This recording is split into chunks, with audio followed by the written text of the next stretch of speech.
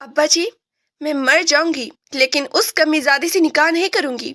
आपको अंदाजा भी है आप क्या कह रहे हैं? वो जिसके नाम के साथ उसके बाप का नाम लगाते हुए शर्माते हैं, उसके पले बंधेंगे आप मुझे? आयजा की चीखों पुकार हवेली के बड़े दलान में गूंज रही थी।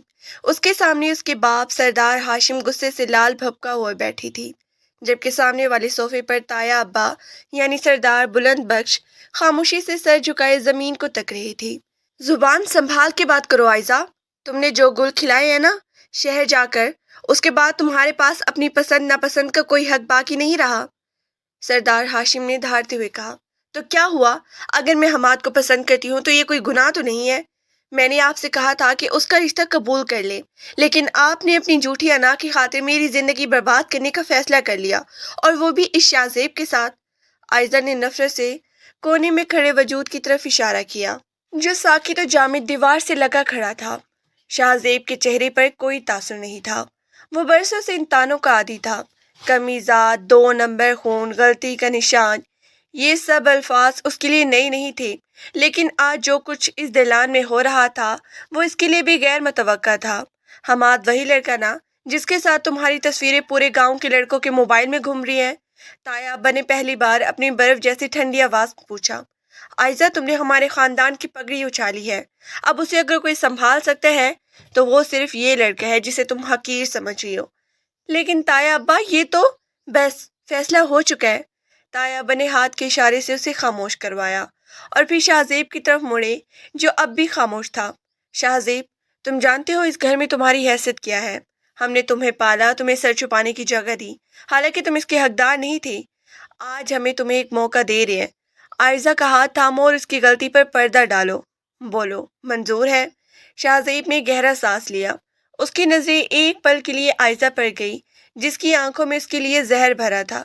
फिर उसने अपने ताया की तरफ देखा, वही बाप जिसने उसे कभी अपना बेटा नहीं माना था।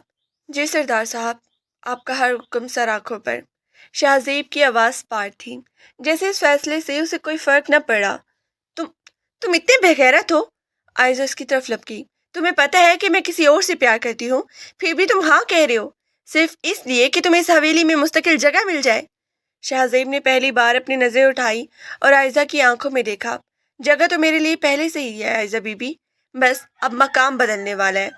मैं तुम्हें बर्बाद कर दूंगी शाहजेब, तुम देखना, इस निकाह का अंजाम तुम तड़प कर भुगतोगे। आयजा ने दांत पीसते हुए कहा और पैर पटकते हुए अपने कमरे की तरफ भाग गई। दालान में खामोशी छा गई। सरदार हाशिम ने एक लंबा सा सांस लिया और शाहजेब की तरफ देख कर बोले, तैयारी कर लो, कल रात इशा के बाद मौलवी साहब आएंगे। किसी को कानो कान खबर नहीं होनी चाहिए कि ये निकाह क्यों हो रहा है। दुनिया को यही लगना चाहिए कि बचपन की निस्बत थी जो अब पूरी हो रही है।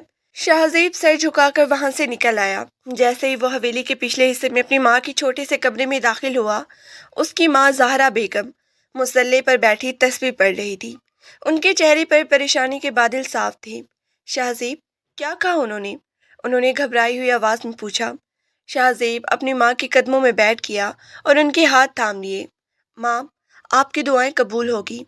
उन लोगों ने खुद मुझे वो चाबी दे दी है जिससे इस हवेली के सारे ताले खुलेंगे। मतलब मेरा निकाह आयजा से हो रहा है माँ।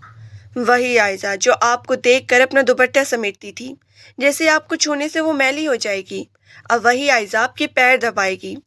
शाहजेब की आंखों में एक अजीब सी खनकी थी। बेटा, ये तो खुशी की बात नहीं लग रही। वो लोग तुम्हें कभी इज्जत नहीं देंगे। वो तो अपनी बेटी का गुनाह छुपाने के लिए तुम्हें इस्तेमाल कर रहे हैं। ज़हरा बेगम की आंखों में आंसू आ गए। करने दे इस्तेमाल माँ। उन्हें लगता है कि वो मुझे सजा दे रहे हैं, लेकिन उन्हें नहीं पता कि उन्होंने शिकारी को जंगल का बादशाह बना दिया है। अब इस हवेली में वही होगा जो मैं चाहूंगा। अगले 24 घंटे हवेली में एक अजीब सी अफरा तफरी में गुजरे। किसी को भी इस अचानक निकाह में समझ नहीं आ रही थी। नौकरे चाकर आपस में चहमगोइयां कर रहे थे कि आखिर इतनी बड़ी सरदारजादी का निकाह इस लड़के से क्यों हो रहा है जिसकी कोई पहचान ही नहीं थी। आयजा अपने कमरे में बंद थी। उसने 2 बार हमाद को फोन करने की कोशिश की, लेकिन उसका फोन बंद जा रहा था।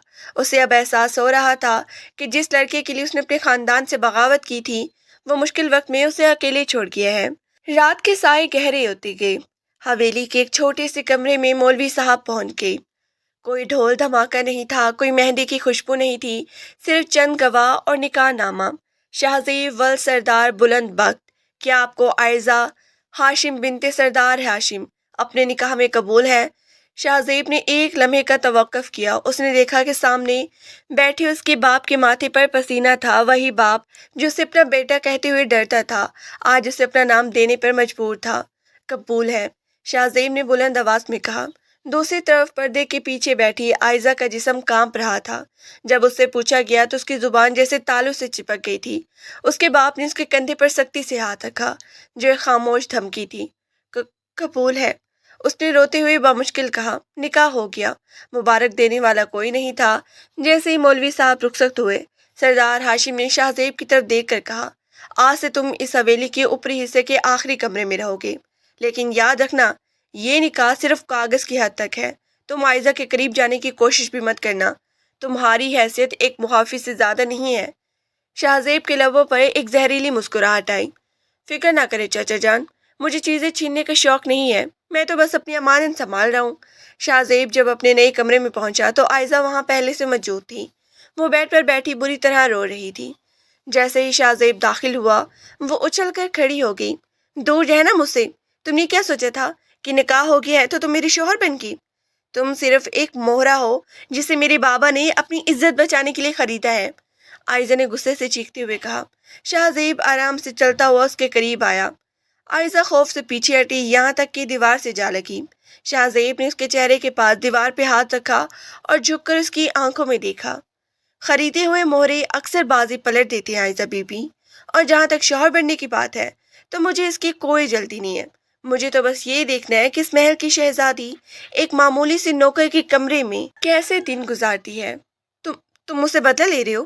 آئزہ کی آواز کانپنے لگی۔ بدلہ؟ نہیں آئزہ، بدلہ تو بہت چھوٹا لفظ ہے، میں تو صرف اپنا حق وصول کر رہا ہوں، وہ بھی سود سمیت، شہزیب نے سرد لہجے میں کہا اور اپنا تکیہ اٹھا کر صوفے پر جا لیٹا۔ اب سو جاؤ، کل سے تمہاری نئی زندگی کا پہلا دن شروع ہوگا، اور یقین مانو وہ تمہارے خوابوں سے بہت ہی مختلف ہوگا۔ آئزہ وہیں فرش پر بیٹھ کر سسکیاں لینے لگی۔ اسے احساس ہو گیا تھا کہ وہ جس جال سے نکلنا چاہتی تھی اب اس سے بھی زیادہ خطرناک شکاری کے قبضے میں آ چکی ہے۔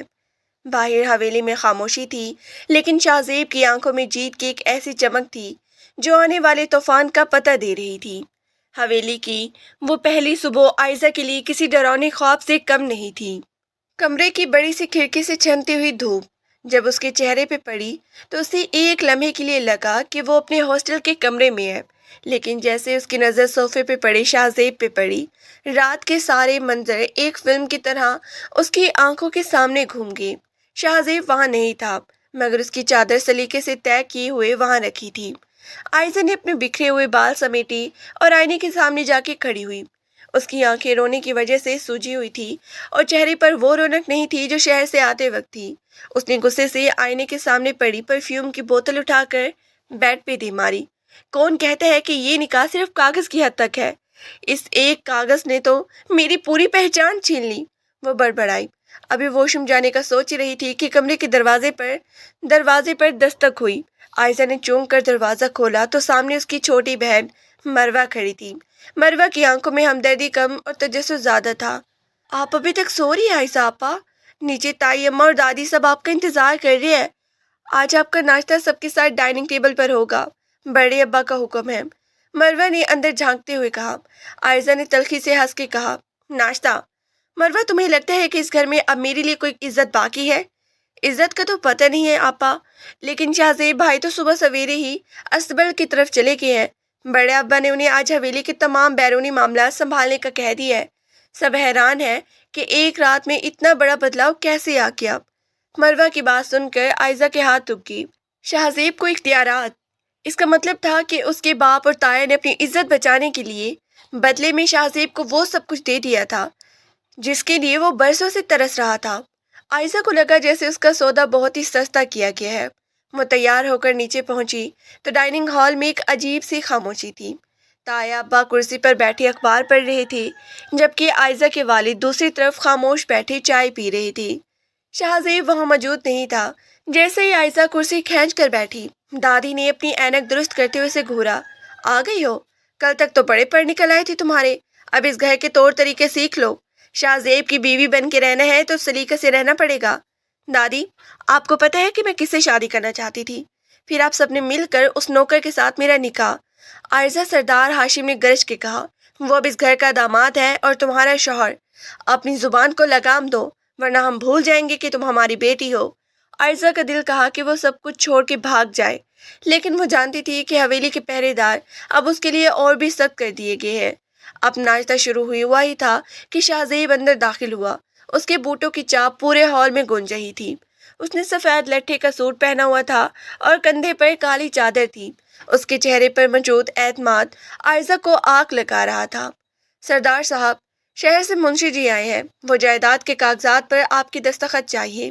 شاہ زیب نے عائزہ کی طرف دیکھے بغیر سردار بلند آواز میں مخاطب ہو کر کہا، اندر بلا لو انہیں۔ اور شاہ زیب، آج سے تم میرے ساتھ دفتر میں بیٹھو گے۔ ہاشم کی طبیعت ٹھیک نہیں رہتی، اب تمہیں یہ بوجھ اٹھانا ہوگا۔ سردار بلند بخت کی آواز پر ہال میں موجود ہر شخص کے ہاتھ رکے۔ یہ بہت بڑا اعلان تھا۔ شاہ زیب نے سر جھکا لیا، جیسے آپ کا حکم۔ ناشتے کے بعد شاہ زیب باہر جانے لگا تو عائزہ اس کے پیچھے لپکی۔ اس نے کوریڈور میں اسے روک لیا۔ یہ سب کیا ڈرامہ ہے شاہ زیب؟ تم نے میرے بابا اور تایا کو کیا پٹی پڑھائی ہے؟ تم جانتے ہو نا کہ میں تم سے نفرت کرتی ہوں۔ عائزہ نے اس کا ہاتھ روک کر کہا۔ شاہ زیب رکا اور ایک پل کے لیے اس کے چہرے پر ایک طنزیہ مسکراہٹ آئی۔ اس کے قریب ہوا، اتنا قریب کہ عائزہ کو اس کی سانسوں کی تپش محسوس ہونے لگی۔ نفرت کرتی ہو تو کرتی رہو عائزہ بی بی، آپ کی نفرت میرے لیے کوئی نئی بات نہیں ہے، لیکن ایک بات یاد رکھیں، آپ کے بابا نے مجھے یہ اختیارات اپنی بیٹی کی عزت چھپانے کے صلے میں دیے ہیں۔ آپ جتنی بار مجھ پہ چیخیں گی، میں انہیں آپ کی وہ تصویریں یاد دلاتا رہوں گا جو حماد کے پاس ہیں۔ شاہ زیب کی آواز دھیمی لیکن کاٹ دار تھی۔ عائزہ کا چہرہ سفید پڑ گیا۔ تم اتنے گھرو انسان ہو، تم مجھے بلیک میل کر رہے ہو؟ میں صرف وہ کارڈ کھیل رہا ہوں جو آپ کے خاندان نے میرے ہاتھ میں دیے ہیں، اس نے سرد لہجے میں کہا۔ اب جاؤ اور جا کر میری ماں کے کمرے کی صفائی کرو۔ دادی نے حکم دیا ہے کہ آج سے تم گھر کے کاموں میں ہاتھ بٹاؤ گی، بالکل ویسے ہی جیسے میری ماں برسوں سے کرتی آئی ہے۔ میں ملازمہ نہیں ہوں، عائزہ چلائی۔ تم اس وقت ایک ایسے شخص کی بیوی ہو جسے تم خود ملازم کہتی تھی، تو اصولاً تم بھی وہی ہوئی نا؟ شاہ زیب اسے وہیں کھڑا چھوڑ کے باہر نکل گیا اور عائزہ صرف اپنی مٹھیاں بھینچ کے رہ گئی۔ دن گزرنے کے ساتھ ساتھ حویلی کی فضا بدلنے لگی۔ شاہ زیب نے بہت ہی تیزی سے زمینوں کا نظام سنبھال لیا تھا۔ وہ جو کل تک نظر انداز کیا جاتا تھا، اب مزار عین اور منشیوں کے درمیان چھوٹے سردار کے نام سے جانے جانے لگا۔ دوسری طرف عائزہ کی زندگی جہنم بن چکی تھی۔ دادی اور تائی اماں اسے بات بات پر ٹوکتی اور اسے وہ کام کرنے پہ مجبور کرتی جو اس نے کبھی خواب میں بھی نہیں سوچی تھی۔ ایک دوپہر عائزہ کچن میں کھڑی پیاز کاٹ رہی تھی۔ اس کی آنکھوں سے پانی بہہ رہا تھا، پیاز کی وجہ سے بھی اور اپنی قسمت کی وجہ سے بھی۔ اسی وقت شاہ زیب کی ماں ظاہرہ بیگم وہاں آئی۔ وہ ہمیشہ کی طرح سادہ اور خاموش طب تھی۔ بیٹی، لاؤ میں کر دیتی ہوں، تم سے یہ کام نہیں ہوں گے۔ انہوں نے نرمی سے عائزہ کے ہاتھ سے چھری لینی چاہی۔ عائزہ نے جھٹکے سے اپنا ہاتھ پیچھے کر لیا۔ رہنے دی، آپ کو تو خوشی ہو رہی ہوگی نا کہ جس حویلی میں آپ نے برسوں غلامی کی، آج وہاں کی بیٹی آپ کی جگہ کھڑی ہے۔ آپ کا بیٹا بہت چالاک ہے، اس نے سب کو اپنی مٹھی میں کر لیا ہے۔ زہرا بیگم کی آنکھوں میں دکھ کی لہر دوڑ گئی۔ شاہ زیب چالاک نہیں ہے بیٹی، وہ بس اپنا حق مانگ رہا ہے۔ اس نے جو دکھ سہے ہے، میں نہیں چاہتی کہ تم بھی سہو۔ اس کا غصہ وقتی ہے، وہ برا انسان نہیں ہے۔ برا انسان نہیں ہے؟ اس نے حماد کو پولیس سے پکڑوایا، اسے دھمکی دی کہ وہ شہر چھوڑ دے۔ کیا یہ شرافت ہے؟ عائزہ نے غصے سے پوچھا۔ زہرا بیگم خاموش ہو گئی۔ انہیں پتہ تھا کہ شاہ زیب نے جو کچھ کیا وہ اپنی محبت کو بچانے کے لیے نہیں، بلکہ اپنی انا کی تسکین کے لیے کیا تھا۔ اسی شام حویلی میں ایک دعوت کا اہتمام کیا گیا تھا، کیونکہ شہر سے کچھ خاص مہمان آنے تھے۔ عائزہ کو حکم ملا کہ وہ تیار ہو کر مہمانوں کے سامنے آئے۔ شاہ زیب نے اس کے لیے ایک مہنگا سا جوڑا اور زیور بھیجے تھے۔ عائزہ کا جی چاہ رہا تھا کہ وہ ان چیزوں کو آگ لگا دے، لیکن اس کے باپ کی سخت نظریں اسے یاد تھی کہ ایک بھی غلطی ہوئی تو اسے حویلی کے تہہ خانے میں بند کر دیا جائے گا۔ جب وہ تیار ہو کر نیچے آئی تو سب کی نظریں اس پر ٹھہر گئی۔ وہ واقعی بہت ہی خوبصورت لگ رہی تھی، لیکن اس کی آنکھوں کی ویرانی اس کی خوبصورتی پر غالب تھی۔ شاہ زیب مہمانوں کے ساتھ صوفے پر بیٹھا کسی بزنس معاملے پر بات کر رہا تھا۔ اسے دیکھ کر وہ اٹھا اور مہمانوں سے اس کا تعارف کروانے لگا۔ یہ میری اہلیہ ہے، عائزہ شاہ زیب۔ اس نے شاہ زیب کے لفظ پر خاصا زور دیا، جیسے اسے جتانا چاہ رہا ہو کہ اب اس کی پہچان بدل چکی ہے۔ مہمانوں میں سے ایک خاتون بولی، ماشاء اللہ، جوڑی بہت پیاری ہے۔ ہم نے تو سنا تھا کہ شاہ زیب بیٹا ابھی تعلیم مکمل کر رہا ہے، اتنی جلدی شادی کا فیصلہ کیوں کیا؟ تایا ابا نے فوراً بات سنبھالی، بچے ایک دوسرے کو پسند کرتے تھے، ہم نے سوچا کیوں دیر کی جائے۔ عائشہ کا دل چاہ رہا تھا کہ وہ وہیں چیخ کر سچ بتا دے، لیکن شاہ زیب کا ہاتھ اس کے کندھے پر آ گیا تھا۔ اس کی گرفت اتنی سخت تھی کہ عائشہ کو درد محسوس ہونے لگا۔ یہ ایک خاموش انتباہ تھا۔ کھانے کے دوران عائشہ بالکل خاموش رہی۔ اسے محسوس ہو رہا تھا کہ شاہ زیب بار بار اسے دیکھ رہا ہے۔ جیسے ہی مہمان رخصت ہوئے اور گھر والے اپنے اپنے کمروں میں گئے، عائشہ نے شاہ زیب کا ہاتھ جھٹک دیا۔ مجھ پر ہاتھ رکھنے کی ضرورت نہیں ہے تمہیں، سب کے سامنے ڈرامہ کرنا بند کرو۔ شاہ زیب نے سکون سے اپنی شیروانی کے بٹن کھولی اور صوفے پر بیٹھ گیا۔ ڈرامہ میں نہیں، تمہارے گھر والے کر رہے ہیں۔ وہ تو شکر کرو کہ میں نے تمہاری لاج رکھ لی، ورنہ وہ عورت جو تمہاری جوڑی کی تعریف کر رہی تھی وہی پورے شہر میں تمہاری تصویروں کا ڈھنڈورا پیٹتی۔ تم حماد کے پیچھے کیوں پڑے ہو؟ اسے کیوں دھمکایا تم نے؟ عائشہ نے اس کے سامنے آ کر پوچھا۔ شاہ زیب اٹھا اور اس کے بالکل قریب آ گیا، اس لیے کہ وہ بزدل تھا۔ جیسے اسے پتہ چلا کہ تمہارے باپ کو سب پتہ چل گیا ہے، وہ تم سے شادی کرنے کی بجائے پیسے لے کر شہر چھوڑنے پر تیار ہو گیا۔ تم جھوٹ بول رہے ہو، وہ ایسا نہیں کر سکتا۔ عائشہ کی آواز کانپنے لگی۔ شاہ زیب نے اپنی جیب سے ایک چیک کی کاپی نکالی اور اس کے سامنے رکھ دی۔ یہ دیکھو، اس پر تمہارے محبوب کی دستخط ہے۔ اس نے 5 لاکھ روپے کے عوض تمہارا نام تک لینے سے انکار کر دیا ہے۔ عائشہ، جس شخص کے لیے تم مجھ سے اور اپنے خاندان سے لڑ رہی ہو، اس کی کل قیمت اتنی ہی تھی۔ عائشہ نے کانپتے ہاتھوں سے وہ کاغذ پکڑا۔ اس کی دنیا ایک بار پھر اجڑتی ہوئی محسوس ہوئی۔ وہ جس کے لیے مرنے مارنے پہ تلی ہوئی تھی، وہ اسے بیچ کر چلا گیا تھا۔ نہیں، یہ نہیں ہو سکتا۔ وہ فرش پر ڈھیر ہو گئی۔ شاہ زیب نے اسے اٹھانے کی کوشش نہیں کی، وہ بس اسے دیکھتا رہا۔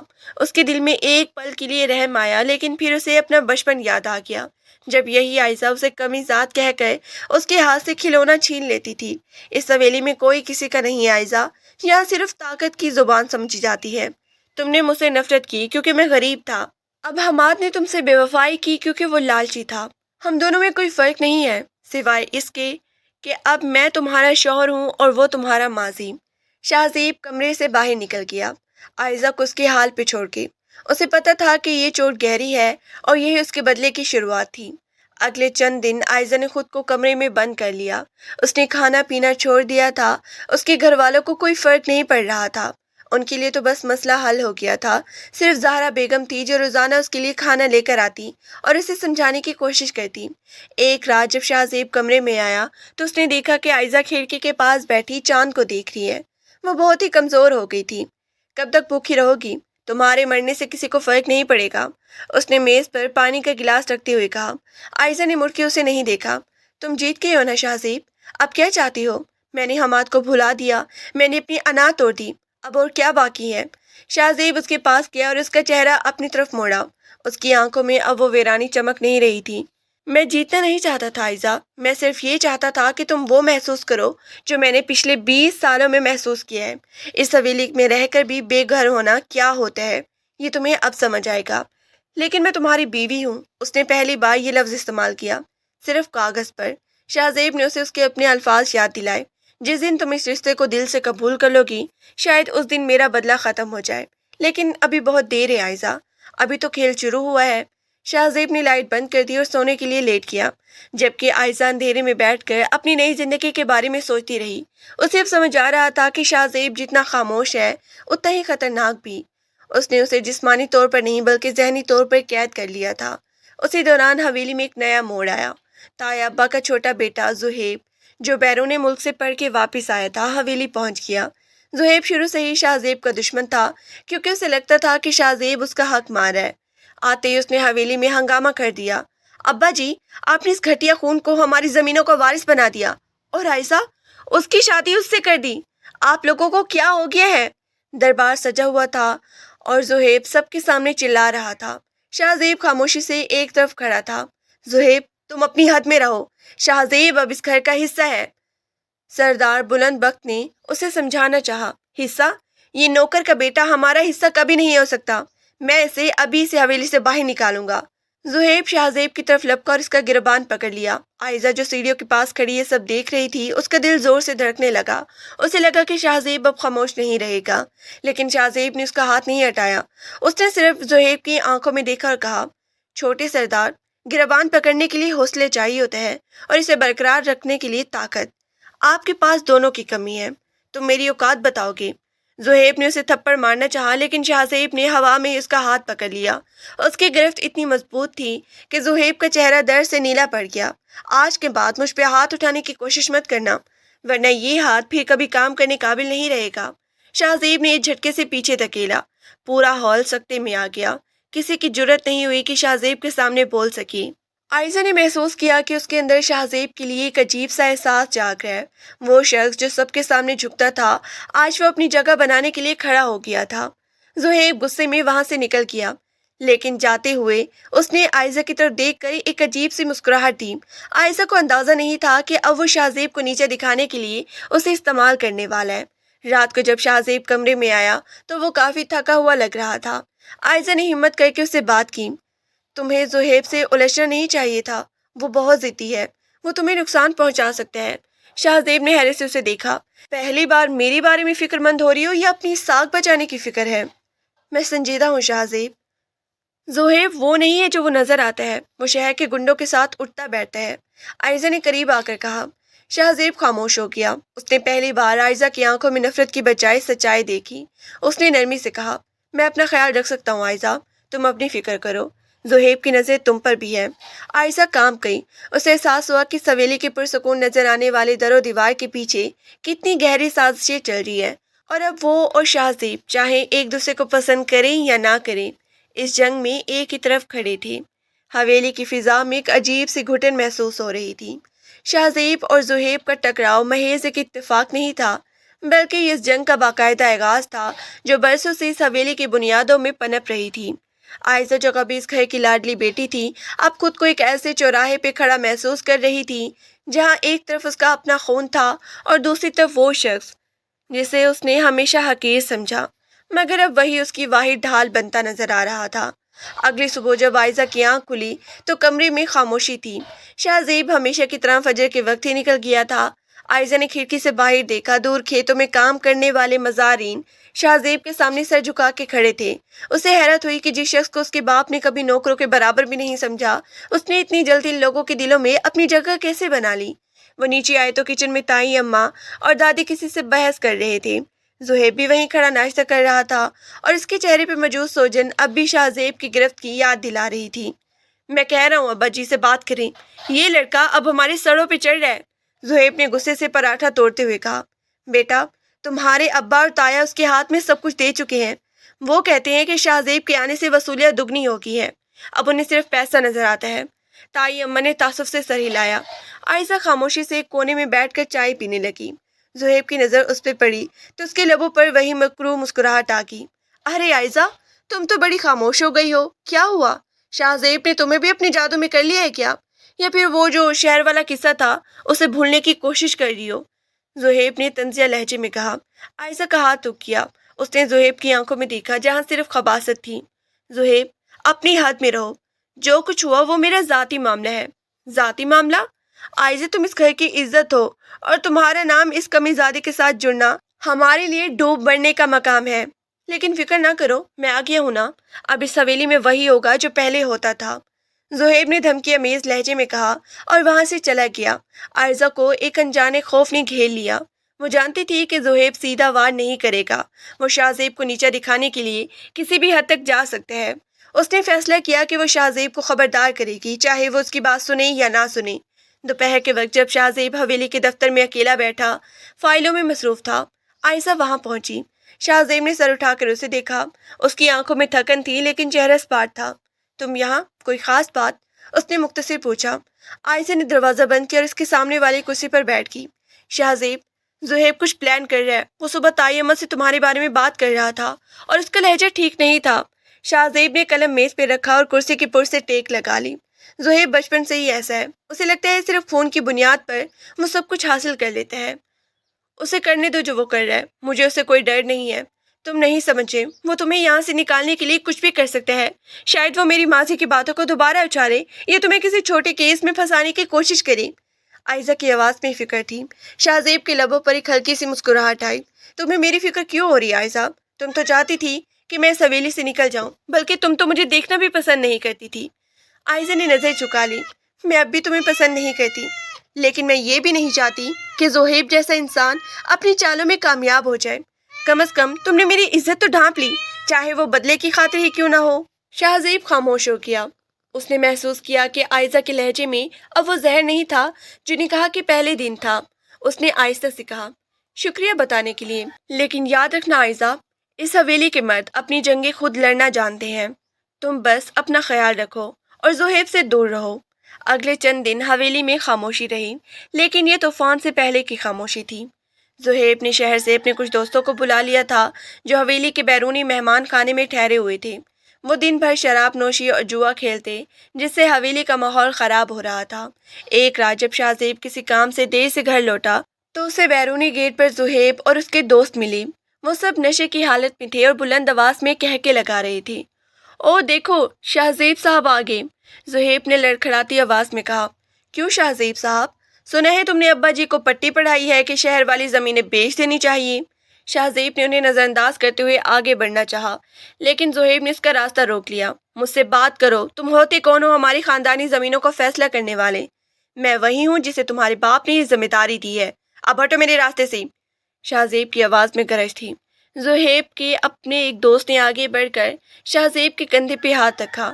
ارے یار، غصہ کیوں کرتے ہو؟ آؤ ہمارے ساتھ بیٹھو، ایک جام تم بھی پیو، آخر تم بھی اب اس گھر کے داماد بن گئے ہو۔ شاہ زیب نے ایک جھٹکے سے اس کا ہاتھ ہٹایا۔ اپنی غلاظت اپنے پاس رکھو۔ اگر میں نے سردار بلند بخت کو بتا دیا کہ تم یہاں کیا کر رہے ہو تو تم سب کو ابھی اسی وقت جوتے مار کے نکالا جائے گا۔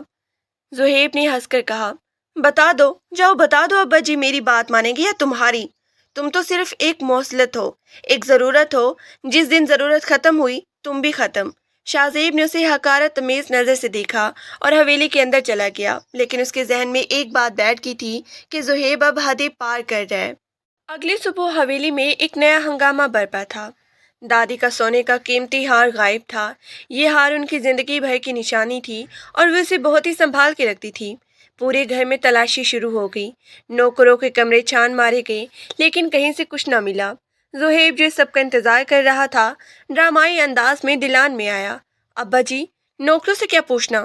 تلاشی ان کی لینی چاہیے جنہیں اچانک مال و دولت مل گئی ہو اور جن کی نیتوں کا کسی کو پتہ نہ ہو۔ سردار بلند بخت نے اسے غصے سے دیکھا۔ تمہارا اشارہ کس طرف ہے؟ میرا اشارہ شاہ زیب کی طرف ہے۔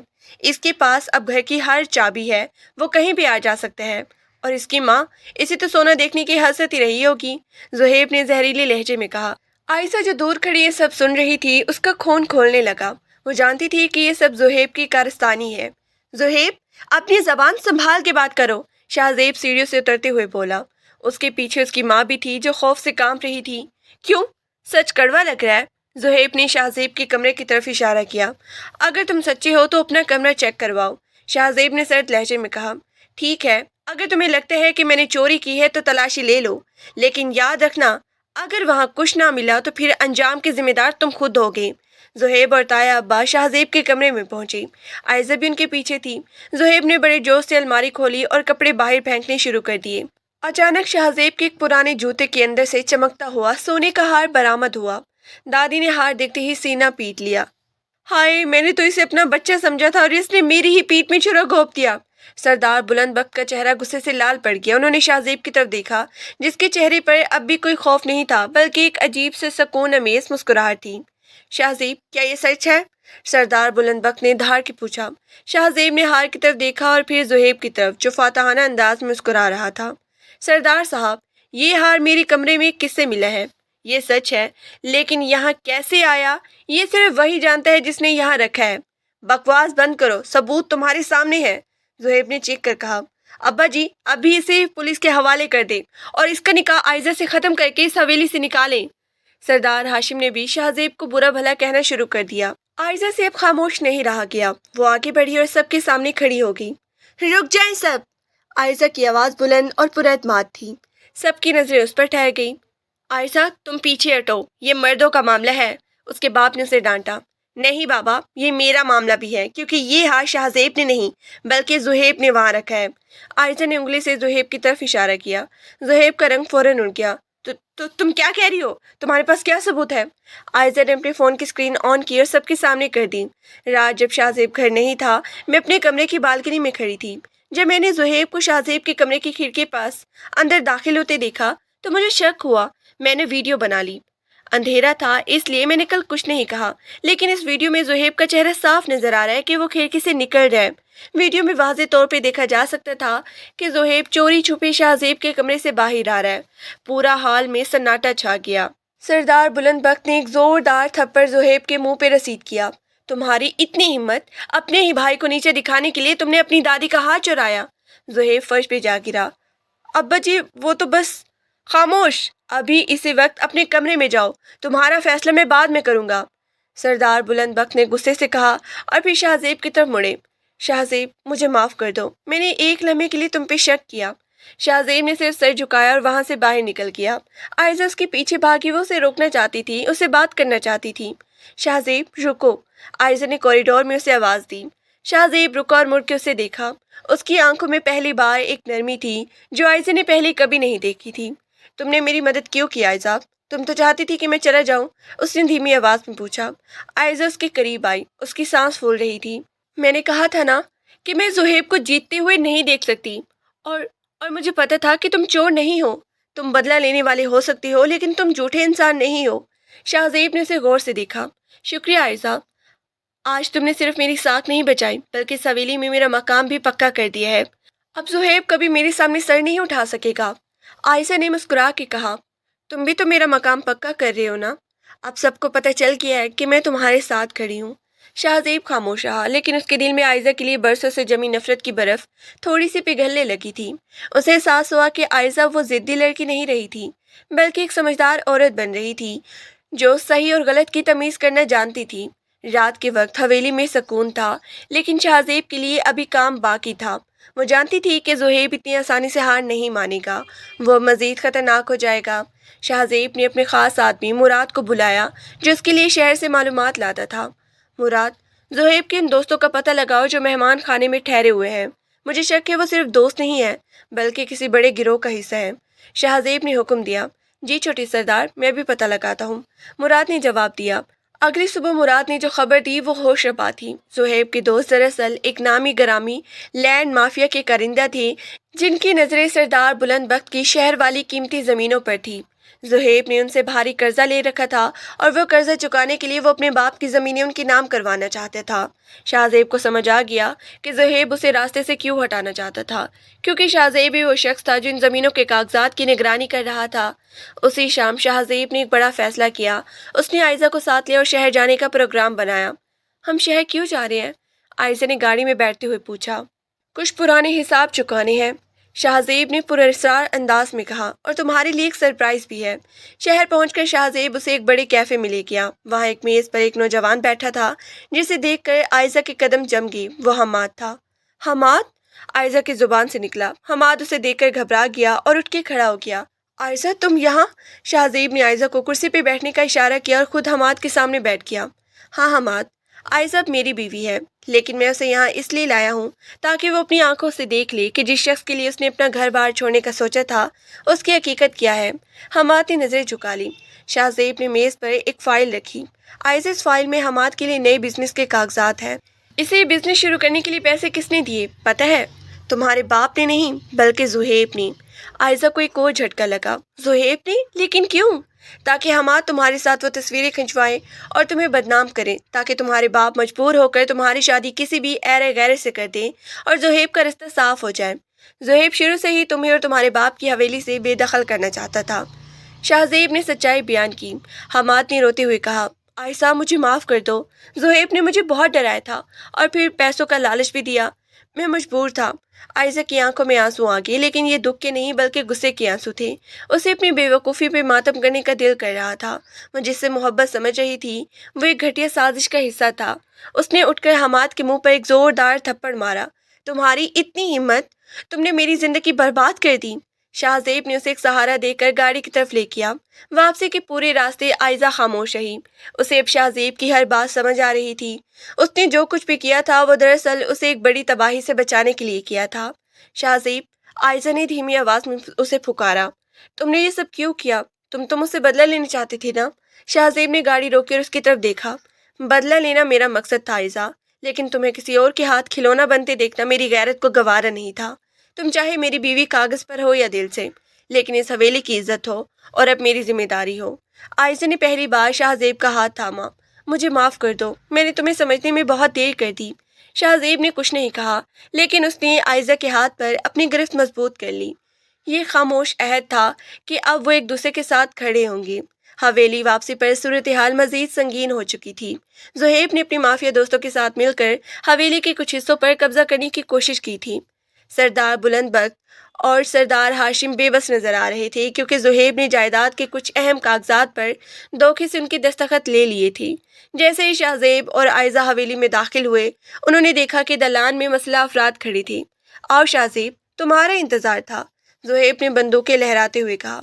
अब ये हवेली मेरी है और तुम यहाँ सबसे दफा हो जाओ। शाहजेब ने आयजा को अपने पीछे किया और आगे बढ़ा। ज़ुहैब, तुमने बहुत ही बड़ी गलती कर दी है।